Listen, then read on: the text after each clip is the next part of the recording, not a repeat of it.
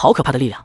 那是什么？看着那将楚风与江元泰覆盖在当中的黑焰屏障，莫说丹道仙宗的人震惊不已，就连九魂天河之人也是吓得不轻。之所以如此，乃是那黑焰屏障所散发的气息太过诡异，那仿佛是不属于这个世界的力量，充满了邪恶之气，是修罗之力。难道说楚风得到了用修罗之力打造的宝物吗？怨神婆婆分析道。而她此话一出，倒也是让众人反应过来，这的确是修罗之力，只是不同的是，这修罗之力的压迫感太强了，所以竟让他们一时之间没有反应过来。来自修罗灵界的至宝吗？还是说楚风他已经？司马相图眉头紧皱，他已经察觉到了不妙。按照明日皇子所说，楚风应该死了，就算没死，也不会得到修罗藏德的力量，因为夭根本就不具备那股力量。可楚风现在不仅活着，并且修为大涨，最主要的是居然释放出了由修罗之力构成的强大屏障，这样的变化让他不得不与修罗藏的那些修罗恶灵联系到一起，而修罗藏的那些恶灵有多可怕，他是非常清楚的。想到这里，司马相图眉头紧皱的同时，目光也变得若有所思。突然，楚风抬腿一脚，直接把江元泰从半空之上踹到了地面。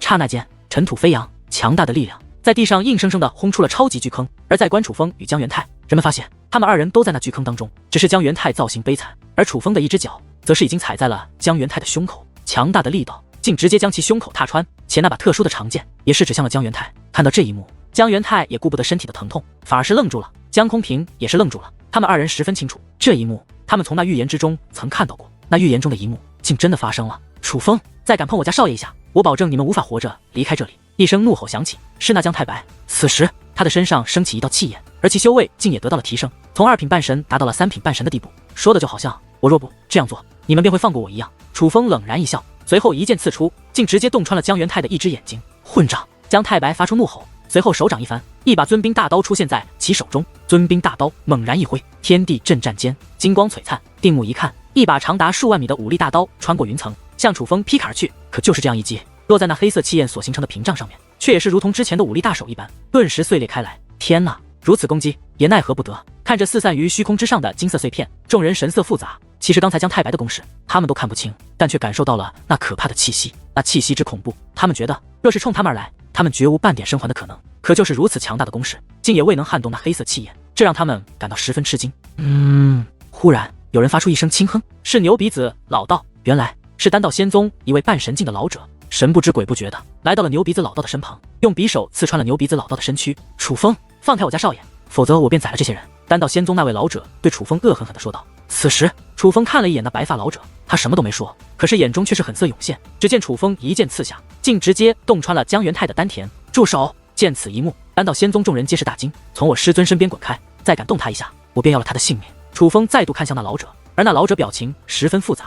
原本此举是想逼迫楚风放过江元泰，不成想却害了江元泰，并且看楚风那个凶狠的模样，可不像是开玩笑。于是他赶忙放开了牛鼻子老道，并且推到很远。楚风，不要再伤害我哥！可就在此时，江空平开口了。听到这个声音，楚风倒是将那刺入江元泰丹田的长剑拔了出来。江空平，当日你替我求情，我楚风记在心中。本来你哥该死，按理来说谁都救不了他，但你若开口，我今日倒是能饶他一命，去给你哥疗伤吧。楚风此话说完，竟抬手一挥，不仅黑色气焰消散，更是直接把江元泰丢向了江空平。看到这一幕，九魂天河众人皆是愣住了，他们不解，楚风明明占据了绝对优势，完全可以利用江元泰来取得这场胜利，可他这是怎么了？不仅把握在手中的江元泰交了出去，更是把那保护他的黑色屏障给消散了，他这是找死不成？同时不解的还有丹道仙宗的众人，他们也都不知道楚风到底想做什么，可联想之前发生的种种，他们此刻却不敢贸然行动，不敢再小瞧楚风。就在众人猜测之际，江太白却是大手一挥，一道金色的物体从其手中飞出。此物原本很小，可来到虚空便立刻变大，最终变成了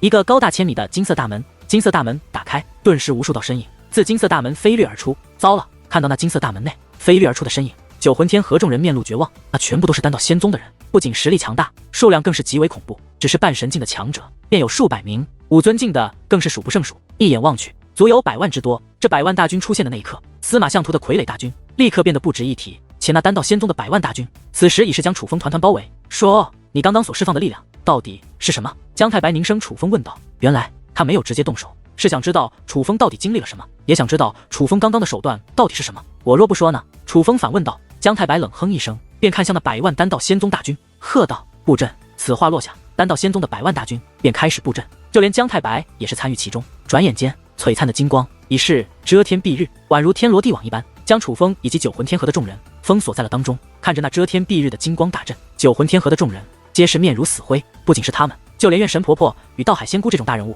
也是满眼绝望，他们都能感觉到那阵法具有多么可怕的力量。这是干嘛？摆阵仗。可哪怕如此，楚风依然丝毫不惧。楚风，看清形势，你现在已是插翅难逃，你若乖乖听话，也可以少受一点苦。姜太白说道。插翅难逃。楚风淡淡一笑，随后双眼突然变得凌厉起来。突然一声巨响传来，是楚风，他化作一道黑色气焰，直冲天际，竟直接将丹道仙宗100万大军所布置的金光大阵冲破开来。怎么可能？见此一幕，所有人都是目瞪口呆。那在他们眼中，如此可怕的金光大阵，在楚风面前简直如纸一般。就在众人震惊之际，一道巨大无比的界灵大门在楚风身前张开。下一刻，所有人都是浑身战栗，被吓得瑟瑟发抖。只因界灵大门开启后，无数身影飞奔而出，每一道身影都散发着令人胆寒的气息，而同这样的气息，足有千万修罗大军的身影遮天蔽日的在虚空之上扩散。无论是体型、气息还是人数上，都对丹道仙宗的8万大军造成了彻底的碾压。转眼间，千万界灵大军已是将丹道仙宗的100万大军封锁了起来。看着那遮天蔽日的界灵大军，人们感觉连呼吸都变得困难起来，更是连话都不敢再说半句。就连先前还叫嚣的丹道仙宗众人也是如此。就在众人被吓到瑟瑟发抖不敢言语之际，倒是楚风的声音打破了沉默的天际。姜太白，你刚刚是说谁？插翅难逃啊，居然真的被他做到了。看到那这片天地的修罗大军，司马相图面如死灰，尽管早有预料，可真的看到这一幕，他还是难以接受。这难道是修罗藏德的修罗恶灵们？如此强的军队竟臣服于楚风？九魂圣族众人以及九魂天河众修武者再度看向楚风，心中竟充满了敬畏，甚至恐惧。修罗大军有多强大，他们感受得清清楚楚，而楚风能成为这修罗大军的主人，这代表着什么？他们自然更加清楚。事实上，就连王玉贤等人、怨神婆婆、道海仙姑等人看到那修罗大军之后，也是被吓得不轻。就别说他们这些人了，而躲在司马相图宫殿内的明日皇子同样吓得面色惨白。为什么会这个样子？那楚风竟让父王他们臣服了。明日皇子看着那些自己再熟悉不过的修罗界灵们，宛如受到当头一棒，一时之间彻底懵了。他看得出来，修罗恶灵皆已恢复界灵之身，而这种情况只有一种可能，那便是修罗大军已认主于楚风。可楚风一个区区小辈，就算他的天赋再好，也只是一个小辈。非要说起来，他比之楚风相差也并不多，所以楚风凭什么让修罗大军臣服？他实在是想不通。尽管想不通，可他还是看了一眼司马相图。师尊，抱歉了，事态危急，弟子只能先自保了。此话说完，他便拿出一道传送符，传送符捏动，便立刻有结界之力涌现，随后通过这寝宫内的传送阵法逃离了这个地方。因为那逃离阵法十分隐秘，且也不在楚风的监控范围内，所以楚风倒也没有注意到明日皇子。楚风此时注意的最关键的人物便是司马相图，这是无论如何楚风都不会放过的人。突然，数位修罗界灵同时动身，分别来到了司马相图、姜太白、姜空平、姜元泰等众人的身旁，尤其是姜太白身旁这位，更是修罗大军中最强的修罗王。为了避免发生意外，修罗大军第一时间便压制住了司马相图与姜太白等丹道仙宗的众人。那个人该死！楚风将目光投向了牛鼻子老道等人不远处的身影，那是丹道仙宗的白发老者。刚刚这白发老者为了逼迫楚风放过姜元泰，直接来到了牛鼻子身后，且重创了牛鼻子，并且他还散发出了杀意。若不是楚风够狠，直接对姜元泰出手，这白发老者不仅会杀了牛鼻子老道、怨神婆婆以及道海仙姑等人，也全都别想活。也正是当楚风感受到那白发老者的杀意之时，他便已被楚风列入了必死的名单之中。眼下，在这位白发老者身后，也站着一位手持兵刃的修罗界灵，并且这个修罗界灵还是与楚风较为熟悉的，乃是云良大人。当楚风此话说出，云良大人也不犹豫，只见其手起刀落，噗的一声，那位丹道仙宗的白发老者已是身首异处。见此一幕，丹道仙宗的第一反应是大怒，可还不待他们发作，天地震荡，一股磅礴的威压便横扫天际，乃是修罗王的气息。虽然他只站在姜太白的身旁，可是他的威压已是覆盖了这片天地。所有人胆敢有异动，只要修为在其之下者，他意念之间便可让此人粉身碎骨，飞灰烟灭。感受到这股威压，丹道仙宗众人的怒火还未彻底窜起来，便熄灭了。在这强大的力量面前，他们必须认清眼前的事实：第一，他们已经是陷入绝对的劣势，成了年板上的鱼肉；第二，楚风不是心慈手软、胆小怕事之辈，若他们还敢造次，那位刚刚死去的白发老者便可能是他们的下场。今日的确有人插翅难飞，但显然不是我楚风。楚风说话间又看向了姜太白：楚风，你别小看了我们，元泰少爷与空平少爷的父亲乃是我丹道仙宗的靖宇大人，你若敢乱来，我保证你和你的这些朋友一个都别想活。姜太白恶狠狠地对楚风说道，只是这充满威胁的话语，就连丹道仙宗的人听了也都觉得很没底气，而楚风更是忍不住笑出了声。姜太白，你是不是脑子不太好？我楚风今日为何来这里？还不是你要对我师尊他们赶尽杀绝？楚风问道。楚风，这一点你说错了。可就在这时，姜空平突然开口了，要对你们赶尽杀绝的从来都不是我们，而是那司马相图。如若不然，当日我哥要杀你的时候，我也不会为你求情。至于我们帮助司马相图，那也是约定在先，既是合作关系，帮他是理所当然。倘若我们是合作关系，我们不管你的敌人与我们有没有仇怨，也都会无条件帮你，这是做人的基本诚信与原则。姜空平说道。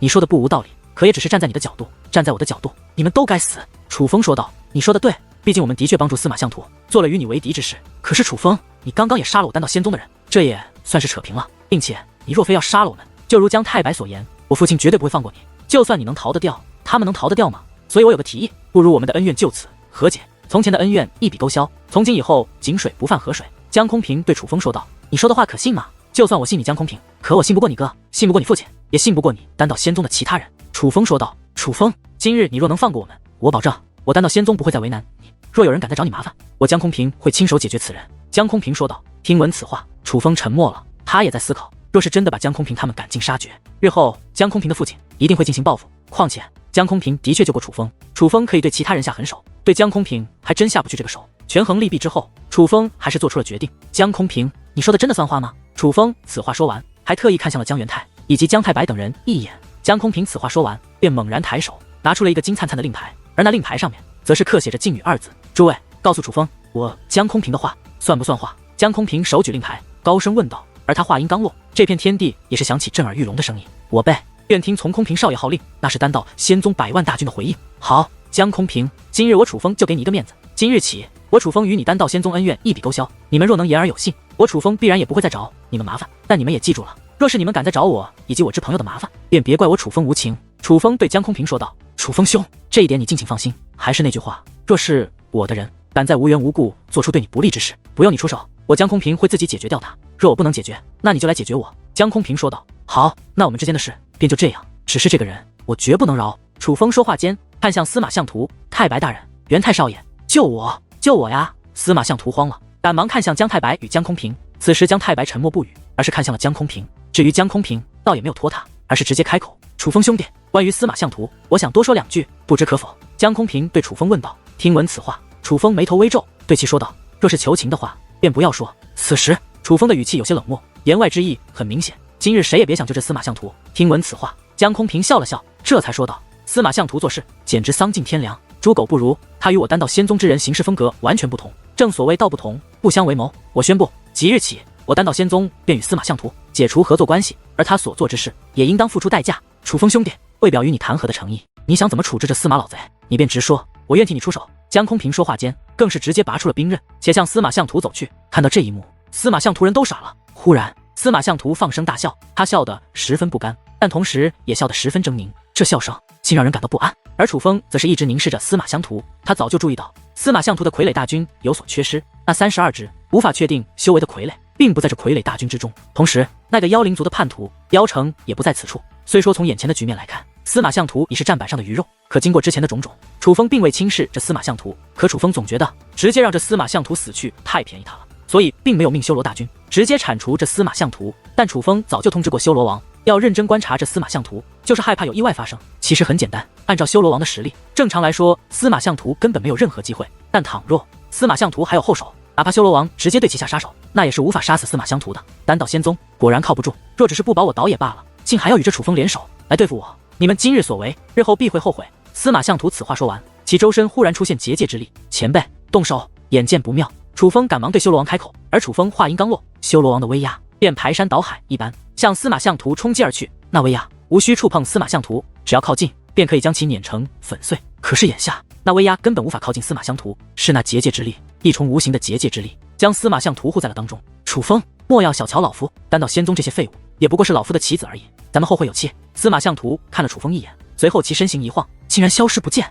而就在司马相图消失不见的同时，楚风的师尊牛鼻子老道也是消失不见。该死！见此情形，楚风也是脸色大变，虽然早有预料，可没有想到司马相图的手段会如此之高，能在修罗王的攻击下安然无恙，且在楚风这修罗大军的面前安然脱逃。最主要的是，就连楚风的师尊牛鼻子老道也被那司马相图给抓走了。去追，一定将此人追回来。还不待楚风开口，修罗王便下令，而他此道命令落下，便立刻有修罗大军四散而去，想要追寻司马相图的下落。但楚风很清楚，这已是无用之举。司马相图既能从他们眼皮底下逃脱，就不可能再被他们抓到。这司马老贼居然有这样的把握，楚风，看来你要多加小心了。因为据我所知，这司马老贼天赋十分利要得，此次他既逃脱，必会卷土重来。此时江空平来到了楚风身旁，天赋。可是听闻此话，楚风却是微微一愣。司马相图的确狡猾无比，可若要说天赋，似乎也不是很强，否则又岂会在这个年龄无法突破半神。我知道你很诧异，但事实上就是那司马相图的天赋强到超乎想象。随后，江空平便将司马相图用他丹道仙宗的测试宝物所测试出的惊人结果告知了楚风。你所言当真？楚风听闻此事，也是感觉难以置信。楚风兄弟，我绝不会骗你。这司马相图看着不起眼，可你看他掌握的诸多手段，绝对不容小觑。你还是多加小心。江空平说道。司马相图，我会小心，只是相比于司马相图，我更担心你丹道仙宗。楚风说道。楚风兄弟，我告诉你一件事。随后，江空平将他们已经离开丹道仙宗的事告诉了楚风，就是想让楚风知道，他们现在其实已经算不上丹道仙宗的人，所以他只能保证他们这一伙人不再与楚风为敌。但是真正的丹道仙宗，他便没办法去管，他也没这个资格。别说是他，就连他父亲也没这个资格。空平兄，其实我知道很多事情，你也无法掌控，不是我楚风自我吹，但我希望你明白一件事，我楚风不是胆小怕事之人，我今日完全可以让你丹道仙宗的人全部葬身于此处。我之所以没这样做，是因为我发现我没办法对你下此毒手。楚风对江空平说道。楚风兄弟，你不用说了，说是讲和，但我知道今日其实是你放了我们一马，而你之所以愿意这样做，完全是给我江空平这个面子。咱们也算不打不相识，但我欣赏你是真的，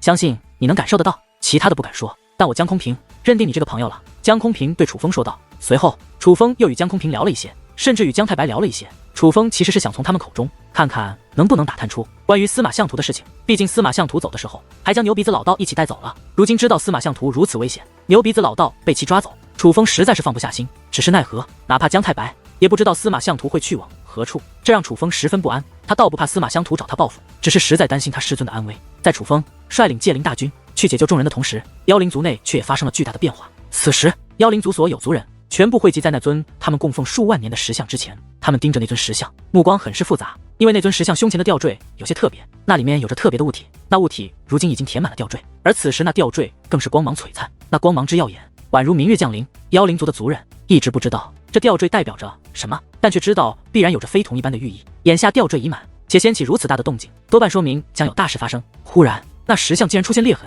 族长大人，这怎么办啊？见此情形，妖灵族众族人都慌了，纷纷将目光投向妖灵族族长，而妖灵族族长也是不敢怠慢，赶忙走上前去，想要阻止那石像的碎裂。可是妖灵族族长还未靠近石像，一股强大的力量便自石像轰出，直接将妖灵族族长轰飞开来。妖灵族族长如利剑冲入妖灵族人群，所过之处人仰马翻。当停下来之后，那些被妖灵族族长冲撞的人竟直接死去，而妖灵族族长也是筋骨寸断，身负重创。族长大人，妖灵族众族人赶忙冲上前去为妖灵族族长疗伤，可这一疗伤，他们更是急得纷纷落泪。妖灵族族长伤势之重，恐怕性命不保。那是。而就在此时，却也有人盯着石像发现，吓得目瞪口呆。众人一看，同样吓得不轻。只见石像彻底碎裂，一道身影站在石像原来的位置。他是一个长相普通、衣着不同的中年男子，可就是看上去如此普通的他，却是与石像一模一样。唯一不同的是，他不再是石像，而是一个活生生的人。看到眼前这景象，妖灵族众人意识到了什么，一个个的吓得瞠目结舌，目瞪口呆，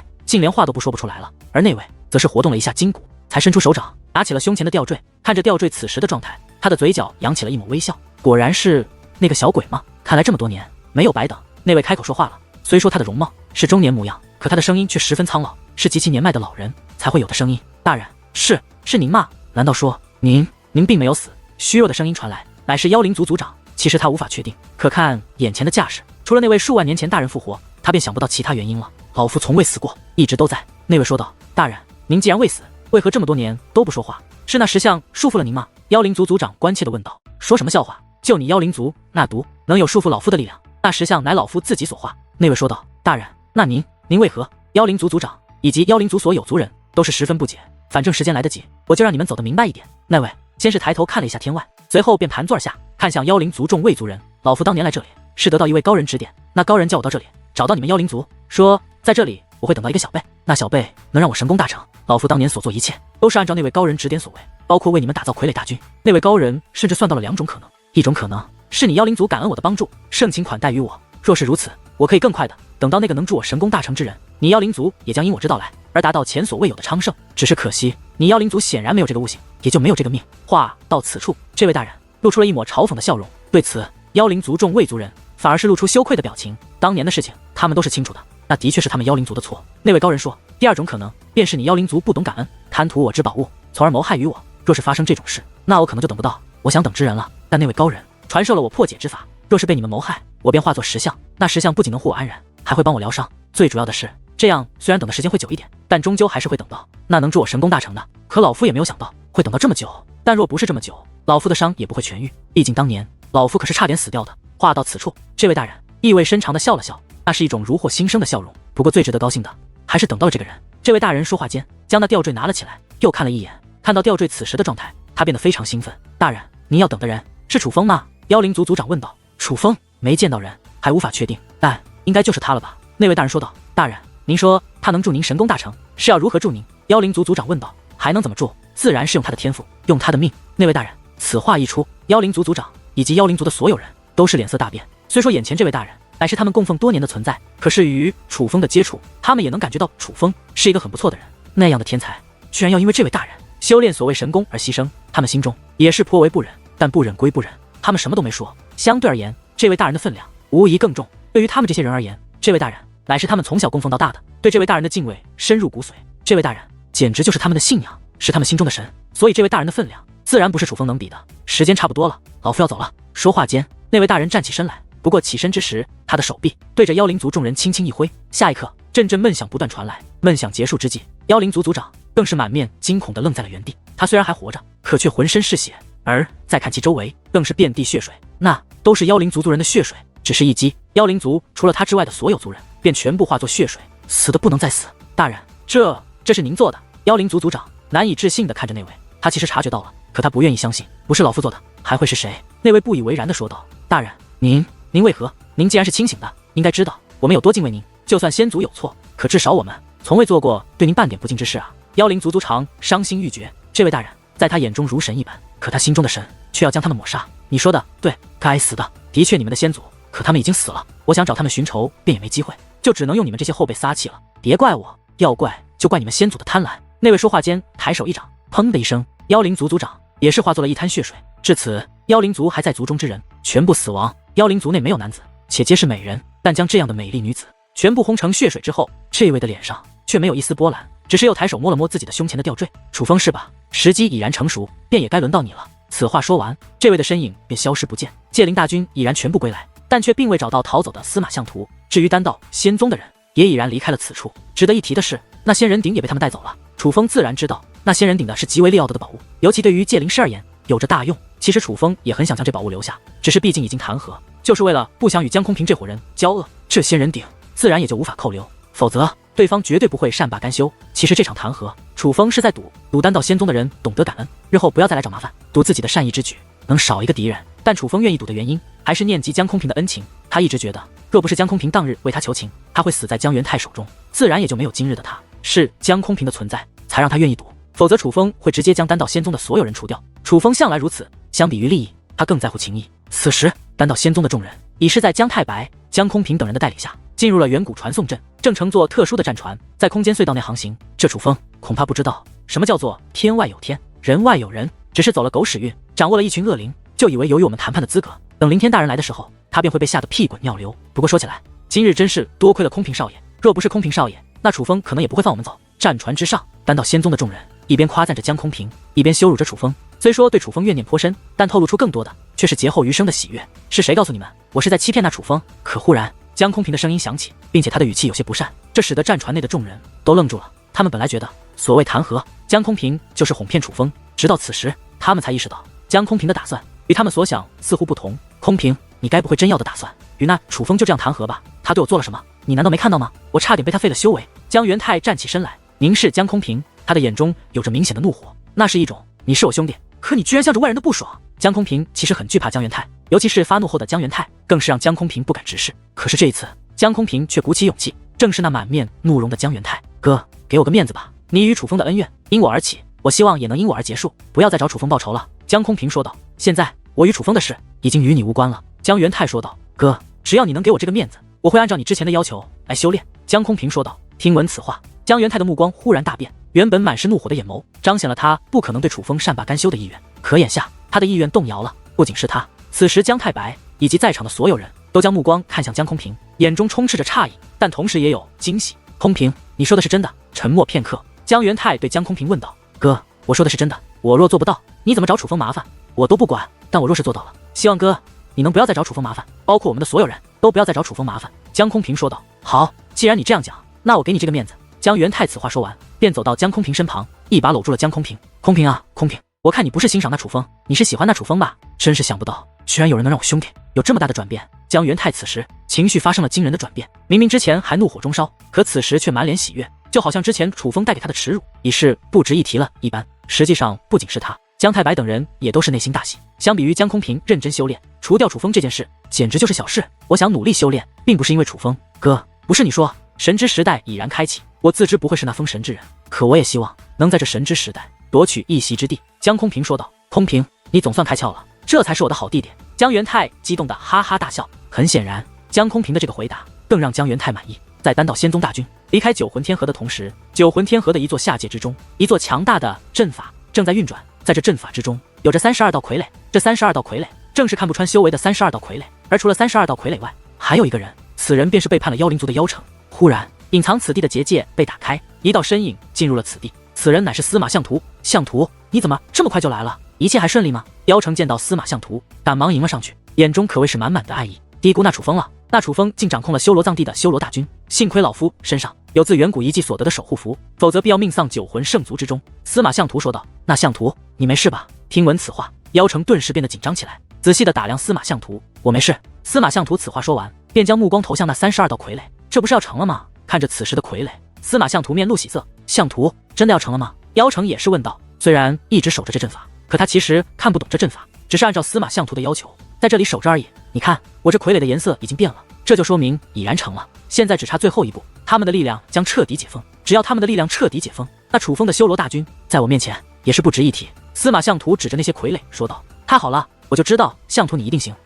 那最后一步是什么？妖城问道。就是你啊，司马相图说道。我。听闻此话，妖城则是微微一愣，可下一刻他感觉丹田传来一阵刺痛，竟是司马相图趁其不备，用手掌穿透了他的丹田，并且此时司马相图掌心有阵法，那阵法正在吞噬妖城的血脉之力。此时的妖城满脸惊愕。相图，你这是在做什么？妖城紧紧地盯着司马相图，直到此时他也不愿相信这是真的，他不愿相信司马相图竟会伤害于他。而看着那双眼湿润的妖城，司马相图竟然笑了。妖城啊，妖城，就你这个长相，妖灵族随便一个都比你强上100倍。你以为我看上你什么？我看上的就是你的蠢和你的血脉。虽说你长得不怎么样，可是你的血脉在妖灵族内却是最强，连你们那族长也不如你。我这傀儡大军虽是靠这天师兵符打造而成，可却也离不开你妖灵族的血脉之力。而这32道傀儡个个具备6品半神的实力，可正因我所制定的修为太高，才使得他们并不完整。但若是用你的全部血脉进行淬炼，他们将会得以完整。司马相图说道。难道你从始至终都是在骗我？你从未认同我？妖城此时承受着巨大的疼痛，可他眼角的泪水却并非身体的痛而流下。我的确认同你的天赋，只是我不可能喜欢你这么丑陋的家伙。安心的走吧，若有来世，希望你能聪明一点。说话的时候，司马相图的嘴角始终带着那抹淡淡的笑意，可是他的双眼却涌现出了一抹狠色。很快，妖城便彻底失去了生机，如同干尸一般瘫倒在地。而此时，司马相图的掌中的阵法则是光芒璀璨，只见其将掌心阵法与那覆盖32道傀儡的阵法相融，32道傀儡的身上也终于散发出了气息，就如同司马相图所言，这32道傀儡竟都散发着6品半神的气息，总算完成了。看着这32道傀儡，司马相图变得异常兴奋。他很清楚，有着32道傀儡在，不仅是丹道仙宗那些人不足为惧，楚风同样不足为惧，他的大计依旧可以继续。怎么是你啊？可就在此时，在司马相图身后忽然传来了一道苍老的声音，不仅苍老，那语气之中还充斥着失望。回身观望，只见一道身影竟神不知鬼不觉的出现在了司马相图的身后。而看着此人，司马相图也是愣住了，因为此人他认得，此人与妖灵族内所供奉的石像长得一模一样，那石像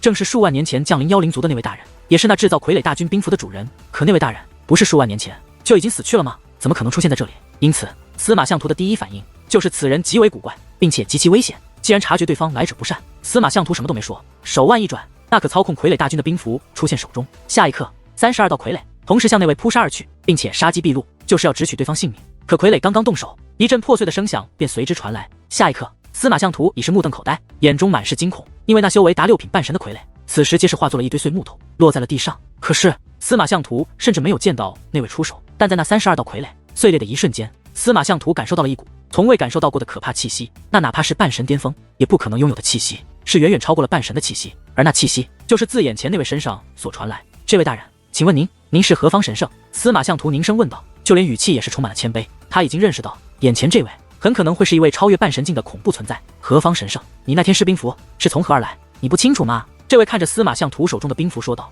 大人，难道说您真的是数万年前的那位大人？司马相图问道。他不是没有这种猜测，只是他觉得不可能，毕竟已经过去那么久了。可眼下看对方的架势，好像对方真的是这天师兵符的主人，也就是数万年前降临到妖灵族的那位大人。倒是不蠢，难怪可以将妖灵族那些蠢货耍得团团转。不过老夫要找的人应该不是你才对，为何天师兵符还在你的手中？那位大人问道。大人，天师兵符一直在我手中，真是想不到，原来大人要等的人竟然就是我。司马相图反应过来，他知道这位大人当年去妖灵族是要等一个人，现在来看，那位大人所等之人好像就是他。大人，自从看到这天师兵符，我便都对您非常崇拜，做梦都希望见到大人真容。本来以为大人已不在世上，还因此而感到遗憾，真是想不到老天爷对我开了这样一个玩笑。我所崇拜之人既然还在世上，大人，请您收留我吧，我愿追随大人，为大人效犬马之劳。司马相图扑通一声伏跪在地，他能感受到这位有多强大，是真的愿意追随这位。不应该是你啊！可那位高人说，吊坠满时，手握天师兵符之人，便是能助老夫神功大成之人，应该也不会错。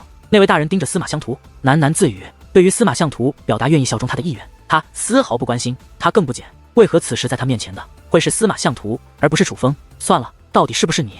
事实便知。那位大人说话间，便张开手掌，手掌张开，顿时风云变幻，一道阵法也是浮现其中。看着那掌心的阵法，司马相图脸色大变。那阵法与他刚刚吞噬掉妖城的阵法是同一种类，只是这位大人手中这阵法的威力，则是他那阵法的数千倍。大人，您是什么意思？司马相图慌了，无论是那阵法还是那位大人所的话，都让他感受到了不妙之感。别慌，能为老夫所用，乃是你前世修来的福分，也是你的荣耀。那位大人面露诡异微笑，一步一步向司马相图走去。此时司马相图面如死灰，瑟瑟发抖。他已经确定了对方的意图，可是他此时却是动弹不得。对方太强了，那是另外一个境界的修武者，是超脱他认知的强者。这位在他面前说是神灵也不为过。既然对方要取他性命，哪怕他再不甘再不情愿，却也只有等死的命。我司马相图竟要命丧于此。此时司马相图不甘地望向虚空，他想过很多次他的结局，但却从来没有想过会是这样一种结局。可突然一声巨响震颤天地，紧接着强大的涟漪如飓风一般向远处吞噬而去。过了好一会，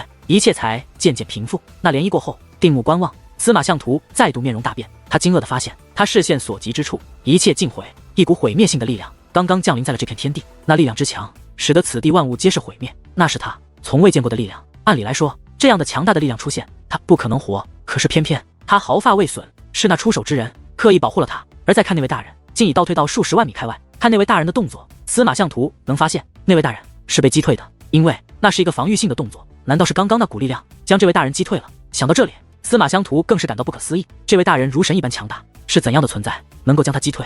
能够击退神的人，必然也是拥有神之力量的人。这样的人，九魂天河根本没有。难道说是这位大人拥有宿敌，而那宿敌刚好追到了此处，恰巧救下了他？可天下间又怎会有如此巧合之事？司马相图这是什么表情？该不会被吓尿了吧？就在司马相图不解之际，一道声音在他的身旁响起。顺声观望，一道身影竟不知何时站在了他的身旁。是你。而看到这位，司马相图顿时瞪圆了双眼，眼中充斥着难以置信，就连他的嘴巴都是张得老大。因为眼前这位，就算化作灰他也会认的，并且在此之前，他无论如何也不会想到，那救下他的人会是眼前这位。这位便是牛鼻子老道。司马相图此时只感觉灵魂震颤，头皮发麻。明明有很多话想说，可现在却连完整的话都说不出来。不因别的，只因牛鼻子。此时的牛鼻子面带笑意，哪怕面对那如神一般的存在，在其脸上也是没有一丝惧色，仿佛一切都尽在其掌控之中。这样的牛鼻子，司马相图不是第一次见，甚至曾见过多次。当年的他与牛鼻子乃是最好的兄弟，世人都觉得他与牛鼻子旗鼓相当。可实际上，当年在圣光天河的时候，他一直是在牛鼻子的庇护下成长起来。每当遇到他觉得无法应付的危险，都是牛鼻子挺身而出，且每次牛鼻子挺身而出，牛鼻子都是以这样的姿态轻松地化解危机。但那是圣光天河，那时面对的对手，如今再回想起来，根本不值一提。就别说与眼前这位如神一般的存在相比了，为何面对这种存在，牛鼻子还能展现出这样的姿态？司马相图又不傻，他一瞬间就明白了许多。只是这个真相让他好不容易建立起来的自信瞬间崩塌。原来他从未曾超越牛鼻子，并且二人的差距已是越来越远。你为何不杀我？司马相图还是问出了不解。相图，咱们之间的事等下再说，容我先解决了此人。牛鼻子说话间，手掌一翻，司马相图手中的兵符便落入了牛鼻子的手中，且打量起来，天师兵符乃天师神宗10大镇宗神器之一。据说此物以太古储魂环收万物之灵气，名副魂号令阵，由天师神宗开宗祖师亲手打造而成。此器可布灵阵、驻灵兵，尽可攻城拔寨，退守一方安宁。据传闻，天师神宗开宗祖师仙逝之前，将此物传于其第17位真传弟子申屠浩庭。天师神宗当年与7届圣父争夺7届天河霸主之位，申屠浩庭不幸陨落，这天师兵符也随之音信全无。现在来看，申屠浩庭并没有死，反而是携带天师兵符来到了九魂天河。牛鼻子话到此处，看向那位大人，想不到过去这么多年，居然会有后生记得老夫。更想不到的是，当今时代竟有后生拥有这般实力。后生，难不成你也是九魂天河之人？那位大人问道。不仅没有因为遭受牛鼻子的攻击而生气，反而展现出的尽是欣赏。当然，他的这番话也等于是承认了他是申屠浩庭身份之事。我是哪的人，你便不必问了。说吧，你躲在这里这么多年，现在却突然出现，到底意欲何为？难道就只是等一个助你神功大成之人吗？不可能无缘无故就让你等这么久，该不会因为狗屁预言吧？牛鼻子老道笑眯眯地问道，无论是那笑容还是语气，都有着几分嘲讽，就像在说你居然因为所谓预言等了这么多年，这不就是蠢货一般吗？后生，此人的命你要保。申屠浩庭没有回答，而是反问起来，但这一句话已是透露出了他的打算。他的命只有我能取。牛鼻子老道说道，老夫也是惜才之人，若是这样，老夫今日便给你这个后生一个薄面，你将天师兵符归还于老夫，老夫便放过此人。申屠浩庭说道，天师兵符可是好东西，归还是不可能了。牛鼻子老道说话间，直接将天师兵符揣在了怀中。见此一幕，司马相图脸都绿了，这牛鼻子也太狂了。关于申屠浩庭，他也是有所耳闻的，乃当年天师神宗最强战力之一，说白了，这可是当年传说中的人物。如今过去这么多年，能够活着已是奇迹，可他既然活着，修为必然也是大增。他在这个时代出现，那他可就是真正的老怪物啊！面对这种人物，不见好就收，竟然还要贪图别人宝物，这不是找死吗？可谁曾想，令司马相图惊愕的一幕发生了。对于牛鼻子老道如此过分的举动，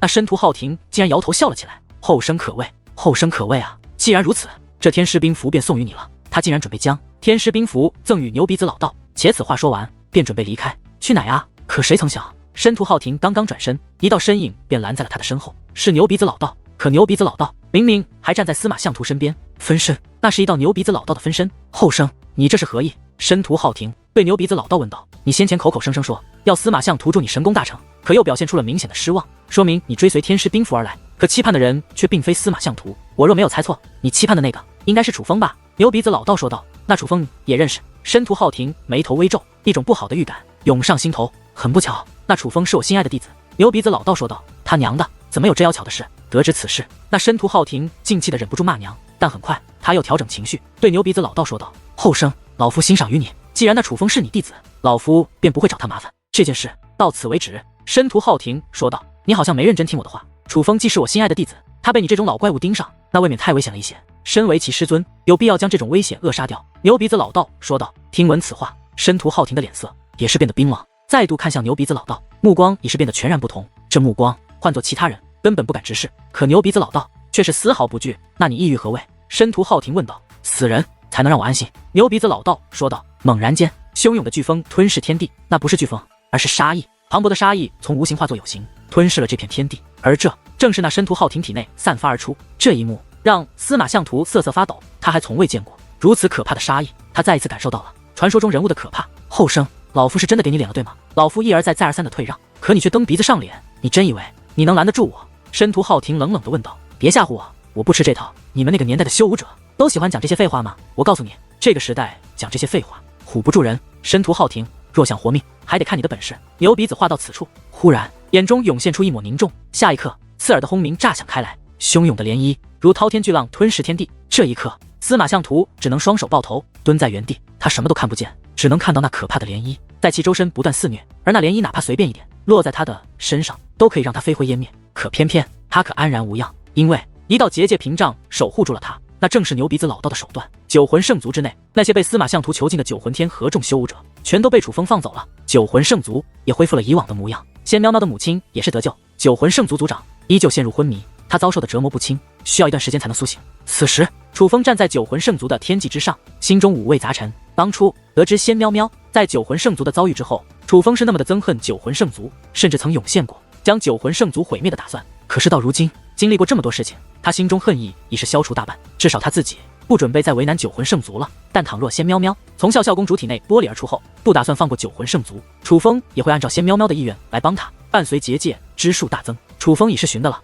如何帮助仙喵喵从笑笑公主体内剥离而出的方法，只是这需要许多材料来准备。楚风直接将这个材料交给了九魂圣族的人，算是给他们一个将功补过的机会。至于九魂圣族之人，见识到楚风的实力后，哪里还敢怠慢，早就全力去收集材料了。快看，是楚风大人，楚风大人，楚风大人！忽然一道呼唤响起，紧接着这片天地都响起了对楚风的欢呼。那欢呼的声音不仅响亮，更是充满敬畏与崇拜。那些振臂欢呼，甚至对楚风施以跪拜大礼的人们，皆是之前被司马相图困在这里的九魂天和修武者。他们徘徊在九魂圣族，久久不肯离去，就是因为感激楚风，想再见见楚风。在他们心中，楚风乃是救了他们的英雄，已经留下了不可磨灭的神圣印记。可楚风看到这些被自己拯救而崇拜自己的人，楚风心中却是难过的。他救下了很多人，可最想救的那个人却唯独没有救下。楚风望着漫天繁星，楚风只能祈祷他师尊对司马相图真的有用。也正因为有用，司马相图会让他的师尊活下去。而同时，楚风也在思考，回想这段时间的经历。这段时间实在是发生了太多事，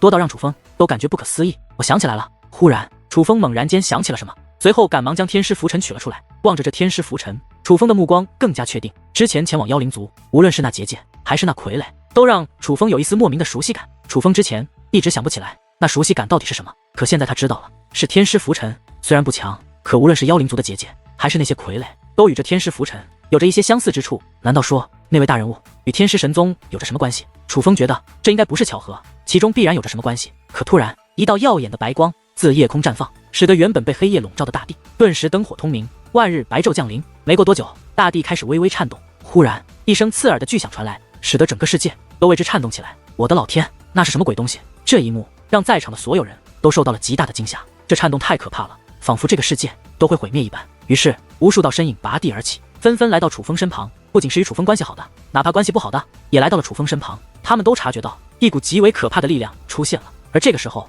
楚风是最能带给他们安全感的人。可实际上，就连楚风自己也同样感到不安。不过好在，那光芒并未持续太久，伴随光芒消散，那颤动也是随之减缓。很快，颤动彻底消失，那光芒也已然不见，一切恢复如常，就像是什么都没发生过一样。刚刚的那是什么？楚风凝视夜空，想寻找到刚刚那道光芒的来源。与此同时，其他人也在寻找，好像消失了。忽然，笑笑公主说道：“人们都知道那光芒消失了，所以对于她的话，人们也并未在意。但笑笑公主却来到楚风身旁，将手指向夜空，那先前光芒所在的中心位置。楚风，那里之前有一个世界，但光芒出现后，它消失了。”笑笑公主对楚风说道：“哇！”听闻此话，所有人都是神色一动，尤其是九魂圣族的人，更是脸色大变。他们从小就在这个世界生活，很多人小的时候都有过数星星的经历，较远的来自其他天河，他们自然不知晓；可较近的星辰，都是九魂天河的世界，在光的作用下，在夜晚再化作了星辰，所以这些星辰是哪个世界，他们都知道的。眼下，笑笑公主说对了，的确有一颗星辰不见了，那个星辰便是他九魂天河的梧桐下界。我的天啊，究竟发生了什么？梧桐下界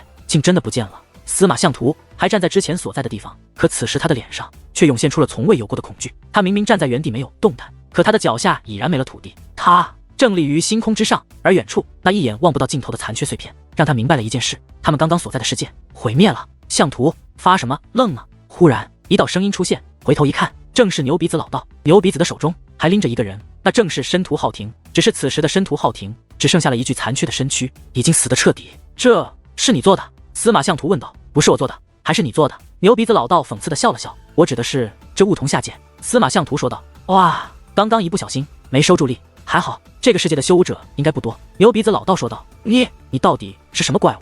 司马相图连说话都在颤抖。我吗？你想知道也并非不可。牛鼻子老道微微一笑，随后拿出一个乾坤袋，乾坤袋一甩，一道身影便从中落了出来。此人乃是黑煞老魔。黑煞老魔身上并无伤痕，可却像是受到了极度的惊险，脸色苍白，眼睛发直，除了身躯不停的颤抖之外，连话都说不出来。黑煞老魔当日在司马相图的指示下去抢夺诸葛家的秘宝，可最终却失败，使得诸葛飞鸾逃离，只有诸葛家家主被黑煞老魔生擒。司马相图便让黑煞老魔用诸葛家家主的性命逼迫诸葛飞鸾现身。黑煞老魔也是阴允，只是从那日之后，黑煞老魔便音信全无。本来司马相图还以为黑煞老魔是背叛了他，不曾想他竟然被抓了，并且还是被牛鼻子老道抓住了。可是牛鼻子老道这段时间一直在他的身边，是何时？想到这里，司马相图忽然发出了苦笑，看看这周围的景象，连一方世界都被牛鼻子老道轻松毁掉，连申屠浩庭那等传说中的人物都被牛鼻子老道所杀。以牛鼻子老道的本事，在他不知情的情况下去抓住黑煞老魔，又有什么想不通的？你抓他做什么？是因为他得罪了楚风吗？司马相图问道。他自知性命不保，现在只是想解开心中的诸多疑惑。抓他吗？不是因为楚风，是因为我不想让诸葛家灭门。牛鼻子老道说道。你与诸葛家也有交情？司马相图问道。交情当然有一些，毕竟说起来，你想要的那秘宝还是我留给诸葛家的呢。牛鼻子老道说道。诸葛家的秘宝，那不是诸葛光耀留下的吗？怎么可能会是你？难道？司马相图本来还不相信牛鼻子老道说的话，可是恍然间他意识到了什么。难道说你是诸葛光耀？司马相图面容大惊，他想到了一个令他无比震惊的可能，那就是牛鼻子老道，其实就是诸葛光耀。而诸葛光耀是何人物？那乃是诸葛家至今为止所出现过的最强的存在，是诸葛光耀让诸葛家达到了从未有过的鼎盛时期。只是诸葛光耀明明已经死去多年，怎么可能会是牛鼻子老道呢？牛鼻子老道明明与他年龄相仿，可诸葛光耀莫说已经死了，就算在世，年龄也要比他们大得多才对，是前辈中的前辈。可看牛鼻子老道的反应，好像司马相图的这个猜测当真就是事实。诸葛光耀，老夫的确曾用这个名字路过一世，不过要说起来，那并非老夫真正的名字，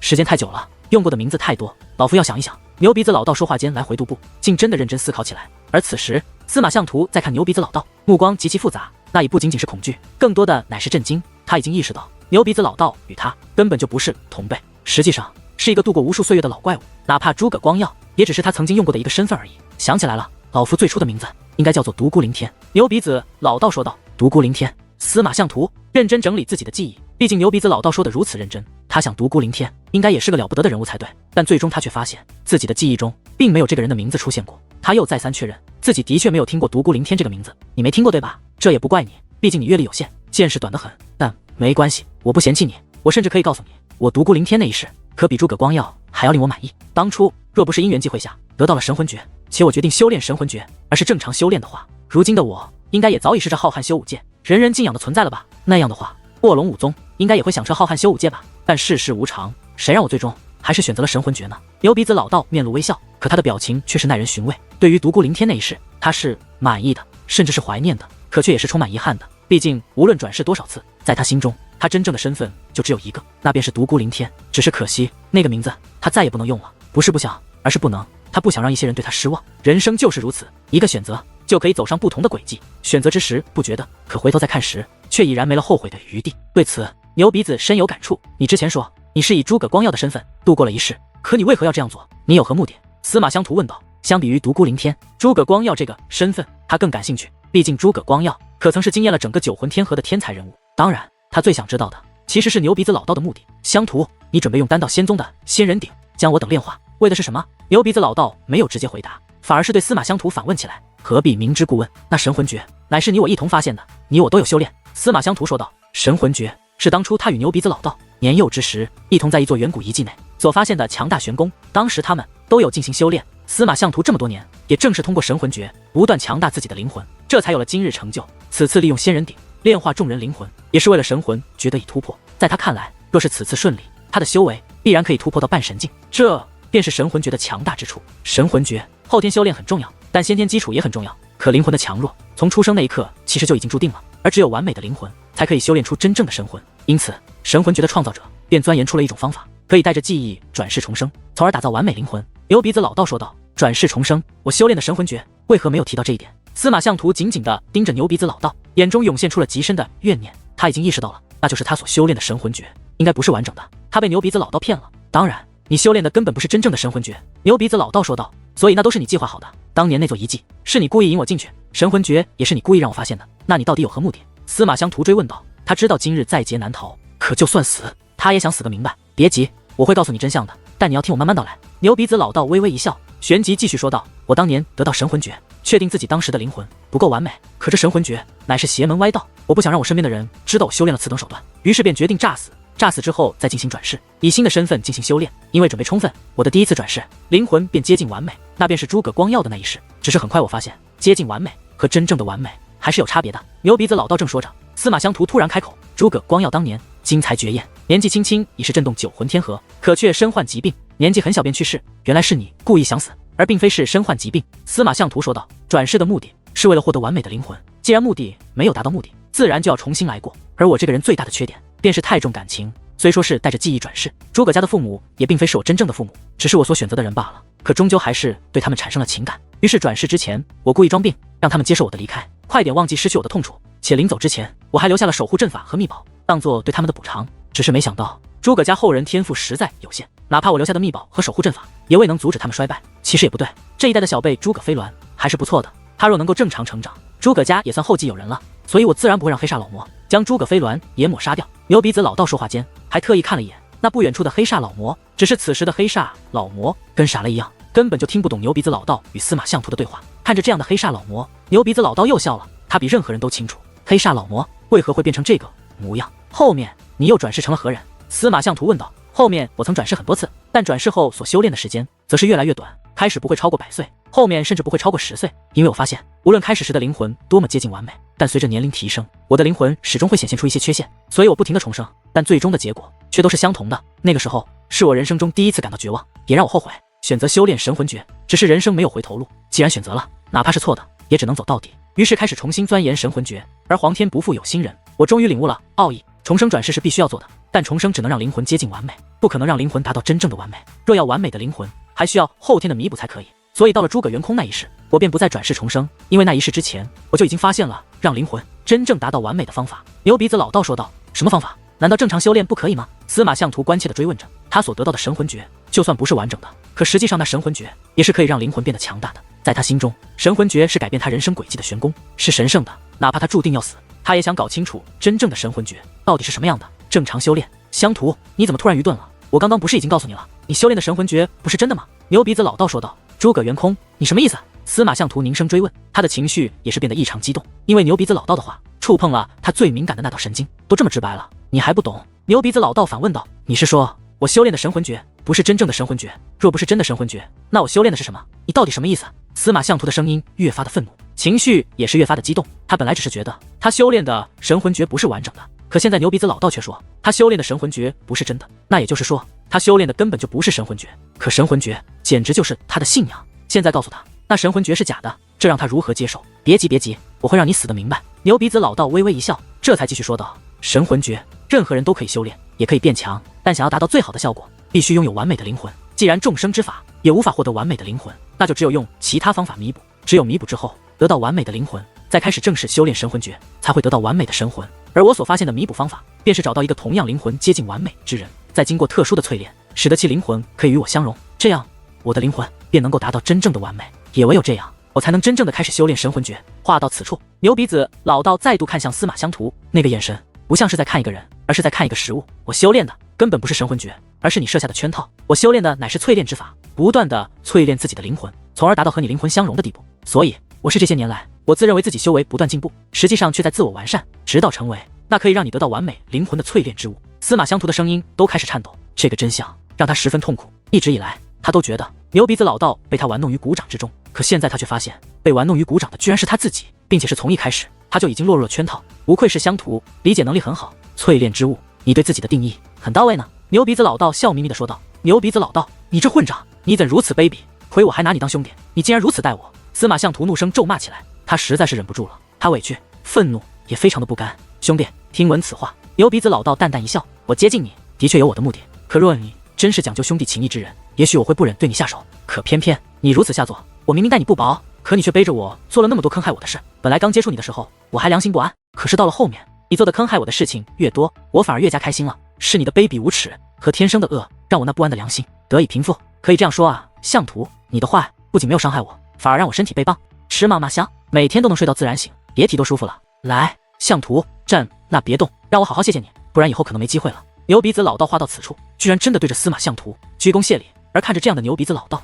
司马相图嘴都气歪了，眼中更是杀机毕露。诸葛圆空，你这畜生，我要杀了你！司马相图怒吼一声，明知道不是就鼻子老道对手，可还是向牛鼻子老道冲了过去。他施展全力，一拳轰向牛鼻子。可面对他的这一拳，牛鼻子老道不闪不躲，反而任由他打来，一拳击中。牛鼻子老道毫发无损，就连脸上的笑意都没有丝毫收敛，反而是司马相图疼得龇牙咧嘴，连连倒退。这全力一拳没有伤到牛鼻子老道，反而使得他手骨碎裂，整条右臂都直接被震得废掉。别生气嘛，其实我也有补偿你，比如你勾结悟道圣尊害我不是让你得逞了吗？当时你应该高兴坏了吧？对了，还有比如前段时间我来抓你，为了让你高兴一下，我不是故意败给你了，你折磨了我好久呢。对，你折磨我的时候笑得也很开心啊，你不会忘了吧？你看你这一辈子也算值了，这都是我对你的补偿啊。牛鼻子老道笑眯眯地说道。而此时司马相图却已是痛哭流涕。牛鼻子老道这些话看似安慰，可实际上却如同一根根毒针刺入他的心头。他当初坑害牛鼻子，他是真的以为自己得逞了，也真的因此而狂喜，可现在才知道他是多么愚蠢，简直就如同一只猴子一般，被牛鼻子老道戏耍的团团转。哎呦，哭什么？都一把年纪了，不嫌丢人啊？来，擦擦眼泪。牛鼻子老道走到司马相图身旁，拿出一个手帕递给了司马相图。司马相图自然没有接过，反而哭得更加伤心，上气不接下气的，身躯都开始抽搐起来。他自认为自己是一个枭雄，可牛鼻子老道的这些话让他意识到自己只是一个笑话罢了，这让他的所有骄傲与自尊都被摧毁的彻彻底底。你看，怎么告诉你这点真相，你就伤心成这个样子？相图，你变了，你以前没这么脆弱，你以前脸皮很厚的。牛鼻子老道对其说道。听到这些话，司马相图哭得更加伤心，而牛鼻子老道也不打扰他，开始在一旁看着，就看着司马相图痛哭流涕，仿佛这一幕也是他期盼已久的。过了许久，司马相图崩溃的情绪也是渐渐平复了一些，他突然想到了什么，于是再度抬头看向牛鼻子老道。诸葛元空，你告诉我实话，我是不是此次就算用仙人鼎炼化掉了那些人，也无法突破？司马相图问道。对，因为你修炼的不是神魂诀，只是自我淬炼而已。牛鼻子老道说道。既然我是你的淬炼之物，而你现在又来告诉我这些，看来你是已经可以对我下手了。司马相图问道。早就可以下手了，我只是想借机历练一下我的弟子罢了。牛鼻子老道说道。历练？司马相图乐极生悲，居然放声大笑。他自认为机关算尽，一代枭雄，结果却只是他人历练之物，居然在我临死之前还要榨取我最后的价值吗？诸葛元空，你真是够卑鄙！我司马相图的确不如你，今日我认栽了，你杀了我吧！司马相图闭上了苍老的双眼，他已经做好了受死的准备。想死了吗？别急啊，最大的真相我还没告诉你呢。牛鼻子老道说道。最大的真相？还有什么真相？司马相图猛然睁开眼眸，有些茫然地看向牛鼻子老道。他自认为所有真相他已知晓，实在想不到还有什么另外的真相。相图，其实你的天赋极好，可以说丝毫不弱于我，是我给你那个假的神魂诀遏制住了你的天赋。若不是修炼了我那假的神魂诀，你正常修炼的话，以你的天赋，现在最起码也是真神初期了吧？牛鼻子老道说道。而听闻这番话，司马相图脸都绿了，他一双眼睛散发出了如同恶鬼一般的光芒。诸葛元空，你这恶毒之人，我要杀了你！我他妈的要杀了你！说话间，他再度冲向了牛鼻子老道。不是他不知悔改，而是他当真愤怒到了极点，必须进行宣泄。本来他一直觉得他的天赋较为平庸，是神魂诀帮了他，他不择手段，也只是想要弥补自己平庸的天赋而已。可结果他竟是一个天才，反而是那神魂诀遏制了他的天赋，而这一切都是拜牛鼻子老道所赐。只是奈何他这一次根本无法靠近牛鼻子老道，被定格在了星空之上。你若不是天赋够强，又怎会是被我选中之人呢？牛鼻子老道主动走到了司马相图的身前。哇！突然司马相图的脸上露出了痛苦之色，低头一看，牛鼻子老道的手掌已是洞穿了他的身躯，而他的灵魂正在被牛鼻子老道吞噬。他再度抬头看向牛鼻子老道，眼中充满了不甘，而牛鼻子老道则是对他回以微笑。相图，你的任务完成了，走好。牛鼻子老道笑意不减，眼中却是狠色涌动，鲜血喷溅，司马相图的整个身体都变得干瘪。而牛鼻子老道手掌从司马相图身体抽离，掌心多出了一道光芒，那光芒不仅璀璨，还无比纯净，那正是司马相图花费多年淬炼成的灵魂。